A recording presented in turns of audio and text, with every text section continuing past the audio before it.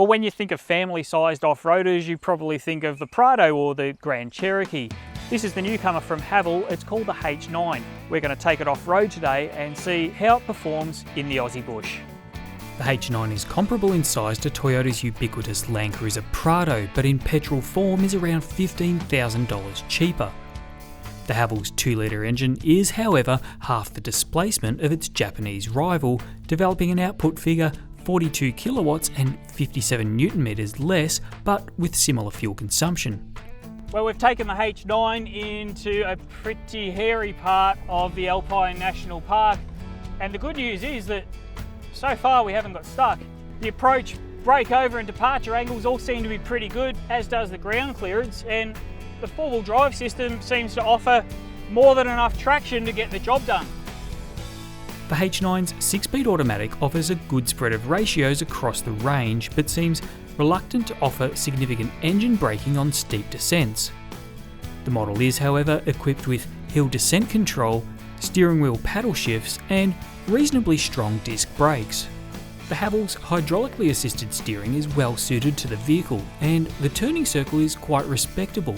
However, feedback to the driver is rather numb, and the response off-centre a little sharp for off-road work. The engine torque's quite accessible, but having said that, it doesn't have the low-down grunt that you'd expect out of something like a diesel Prado. No surprises there, but look, combined with pretty decent gearing, it certainly gets the job done. And if you could see this hill, it's about 22 degrees and we're getting up it with, not too many worries. The H9 offers similar off-road geometry and clearance figures as its nearest rivals, and proves effective in delivering motive traction even with one or more wheels off the ground. The 17-inch wheels left plenty of room for tyre sidewall too, meaning the ride was plusher and quieter than expected. The sat-nav was surprisingly detailed, showing off-road tracks often omitted from even the best name brands on the market. On the downside, however, the ESC system is a little bit tense. It tends to be set off at the slightest moment's notice, activates the hazard lights every time you do so, and if you're travelling in convoy, that can get a bit alarming for the people that are behind you. We also found it annoying that the drive system would send a reminder chime every few minutes to let you know if you're in 2- or 4-wheel drive.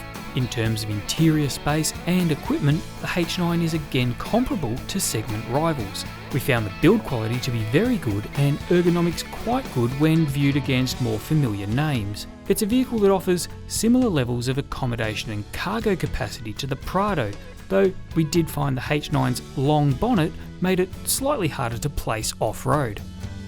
Spending a day off-road with the H9 has proved interesting.